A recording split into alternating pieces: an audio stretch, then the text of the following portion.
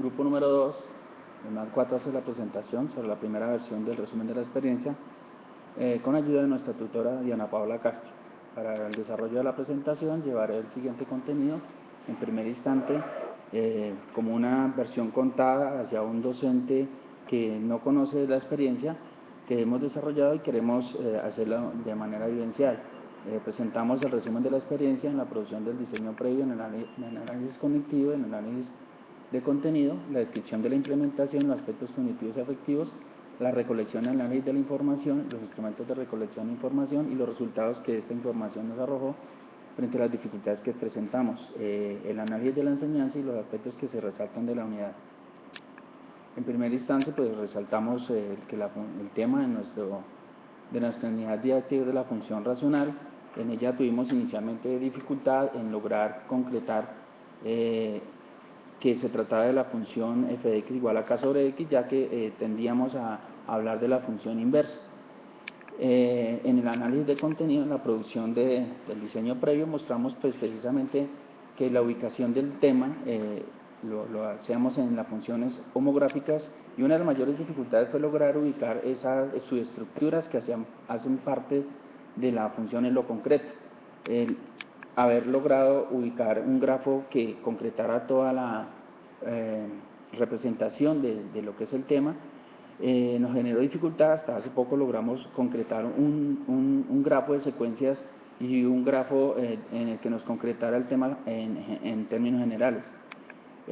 Hablar de las representaciones de tal manera que estas representaciones fueran ubicadas en cada uno de los objetivos y las características. En un principio pues no fue tan fácil lograr que identificáramos qué representaciones y qué características íbamos a evaluar en cada uno de los objetivos. En la presentación del grafo de secuencia logramos en este instante mostrar la concreción del tema ya de una manera más específica, en lo que logramos ubicar sus estructuras de la matemática, los sistemas de representación, en el cual en un principio no lográbamos mirar las traducciones como la relación que existen entre cada uno de los sistemas de representación. Veíamos las características de la función muy bien, sin embargo, la relación que existe entre ellas y en cada uno de los objetivos no era directamente relacionada a los objetivos, ya que cada uno de ellos se fueron modificando en el transcurso del diseño de la unidad. En la fenomenología, ubicar los contextos fenomenológicos según el marco PISA no nos fue fácil, precisamente a la hora de diseñar, por ejemplo, las tareas y lograr identificar que una de las tareas pudiera contar con uno de estos marcos nos costó bastante dificultad. Y pues esta parte la explicamos un poco mejor en el anexo 1. Frente a la estructura matemática en el plan de estudios, logramos identificar que se encuentra en el primer periodo, que es para grado 11. No tuvimos inconveniente en lograr identificar un estándar básico o un derecho básico de aprendizaje. Lo identificamos en el pensamiento variacional del sistema algebraico. Frente al análisis cognitivo, a la hora de elaborar el listado de secuencia de capacidades, pues lograr construir el listado de criterios de logro, pues en principio fue fácil. Sin embargo, más adelante cuando iniciamos la identificación de los errores asociados, ir al futuro pensando en los errores que pudiera cometer un estudiante, nos causó dificultad. Una situación que logramos superar, pero que no nos fue fácil, fue lograr construir las tareas de aprendizaje, las tareas prototípicas, que nos permitieran identificar los objetivos de la unidad didáctica y cómo estas tareas iban a contribuir en los procesos matemáticos y en las capacidades matemáticas. En final, logramos que quedaran los objetivos 1, 2 y 3. Se diseñaron 3 objetivos, el primero en el que establecemos relaciones hacia la representación de la función racional, el segundo a la solución de problemas y enfocado hacia las características de la función, el tercero a resolver problemas y a valorar los resultados. El proceso para llegar a lograr cómo estos objetivos contribuían de alguna manera a los procesos matemáticos y a las capacidades matemáticas nos ha costado trabajo, ya que en cada uno de los procesos de avance hemos tenido que hacer reformas y modificaciones en ese sentido.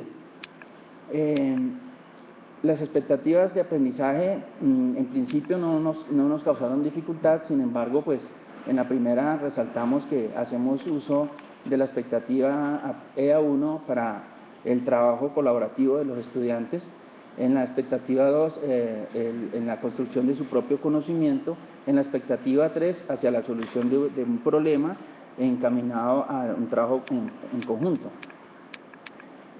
Mostramos aquí cómo el transcurso del diseño de la unidad didáctica, cada uno de los objetivos tiene un aporte en las expectativas. La expectativa A1 y 2 en el objetivo 1, la expectativa 1 y 2 aporta al objetivo 2 y el conjunto de las expectativas 1, 2 y 3 directamente al objetivo 3.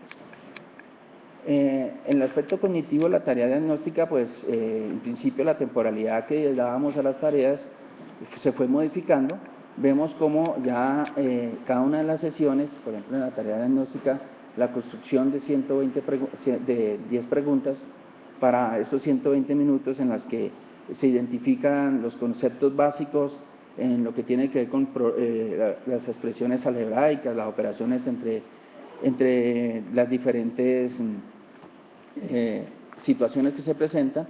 En la sesión 2, enfocado directamente al uso de recursos tecnológicos, y la sesión 3 al fortalecimiento de esos recursos de conocimientos previos. La sesión 3 fue repensada porque pues consideramos que las tareas aportaban directamente y que no fuese necesario, y con el transcurso de la aplicación nos dimos cuenta que se necesitaba una retroalimentación porque habían conceptos y criterios de logro que se quedaban por fuera. Este es el resumen de todas las tareas de aprendizaje, y en ella mostramos cómo hemos logrado superar las diferentes dificultades que en cada una de ellas se presentaron. Por ejemplo, en las cuerdas, en el que el estudiante en un momento determinado colocaba el centro como punto y veíamos que no era, es decir, le generaba dificultad al estudiante porque no lograba determinar un par de segmentos que generaran una proporcionalidad. Entonces en la tarea tuvimos que hacer alguna modificación precisamente en la construcción de los requerimientos para permitir que el estudiante identificara los segmentos y identificara la proporcionalidad. En el examen final, pues logramos construir 6 tareas de evaluación para aplicarlo en 120 minutos, donde cada una de ellas aportan de manera secuencial la tarea 1 y 2 al objetivo 1, la tarea 3 y 4 al objetivo 2, la tarea 5 y 6 al objetivo 3, y de alguna manera al ubicar el grafo de criterios de logro nos permitía de alguna manera lograr identificar esa secuencia en los sistemas de representación y en el análisis de las características, y finalmente llegar a la retroalimentación.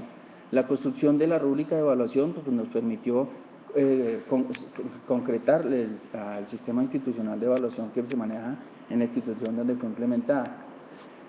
Presentábamos los diarios del profesor, el diario del estudiante, en el cual pues mostramos cómo esto hizo parte del proceso de trabajo de los estudiantes, donde lográbamos que los estudiantes identificaran sus percepciones frente al desarrollo de las tareas.